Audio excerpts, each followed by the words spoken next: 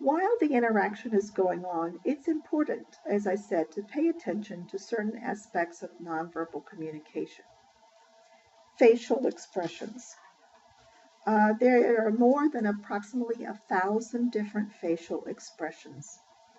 And if they're interpreted correctly, they can provide reliable signals regarding an individual's emotional state. Facial expressions also can be used to determine if the messages are understood. So, for example, if you explain to a teacher how he or she should outline a lesson plan, and then ask him if he understands the process, the teacher might say, yes, I think so, but the facial expression may say, no, I really don't understand this. Visual behavior is another type of nonverbal communication. Eye gaze is an example of visual behavior. And when people look in each other's eyes, that means that eye contact is established. Sometimes one person is searching for information about another one, and it means that both people are committed to the communication process. Cultural norms, by the way, differ for this. So some cultures, for example, are socialized to gaze directly at each other when they're listening. Sometimes, though, in other cultures, for example, American Indians, they will not look directly into the eyes because it's not an expectation for their culture. Gestures are sometimes referred to as kinetics, but often body language. And they are important, and they can be divided really into two groups, emblems and posture. Emblems serve to replace words, like when I wave goodbye to you, and I don't say goodbye, but I'm waving. That's an emblem. And a posture is a body stance, like if I cross my arms, that might be an indication that I'm unhappy with the communication. Space. This is an interesting one because this is also a cultural aspect to nonverbal communication.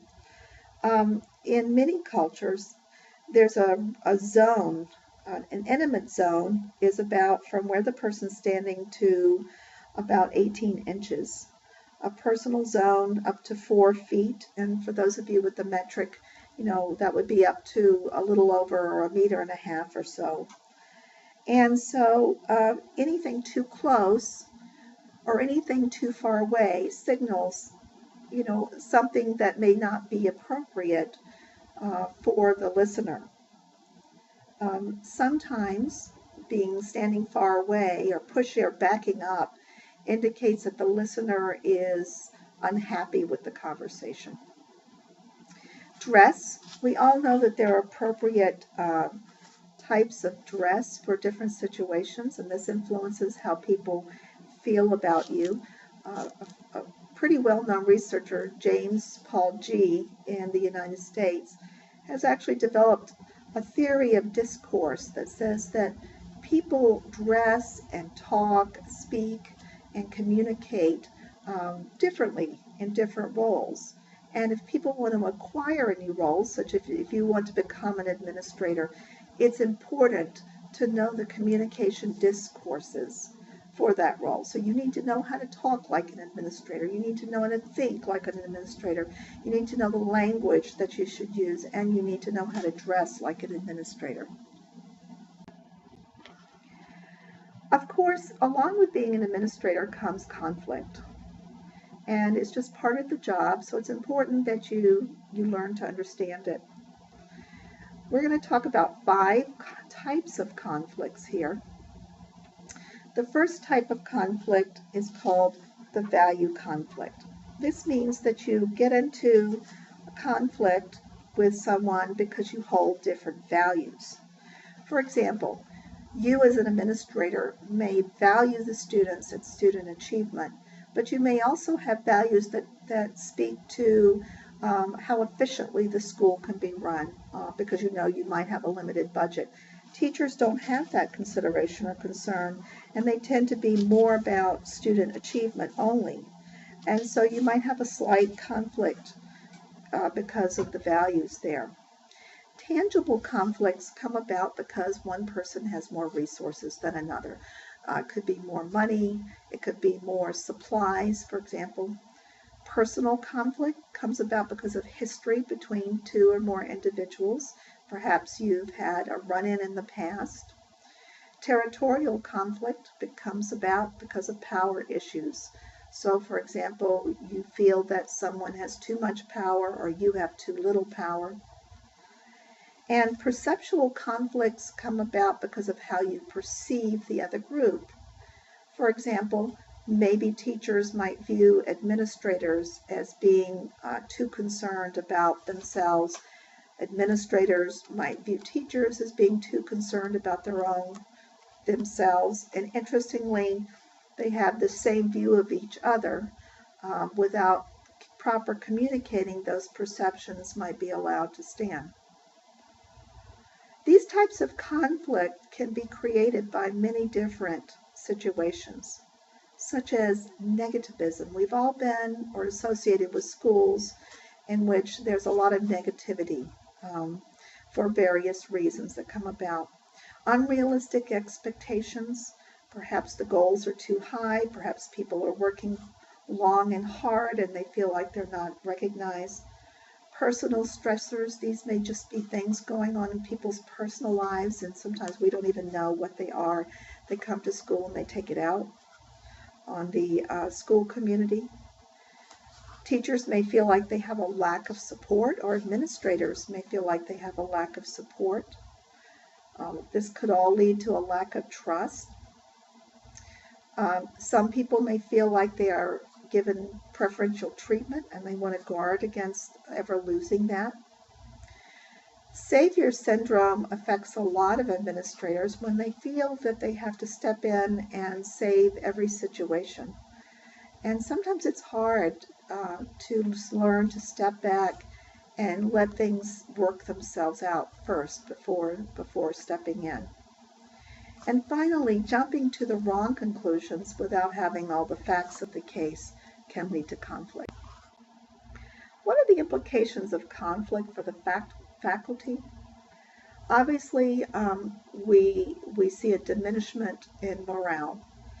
So you may not even see this as an administrator unless you go into the lunchroom.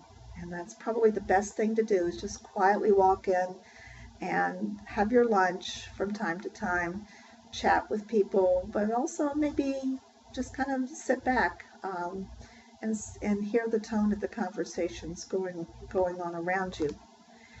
If you get diminished morale, you often get diminished work ethic, characterized by, why should I do this? Because nobody appreciates me around here. And diminished work ethic, of course, can lead to depressed student achievement.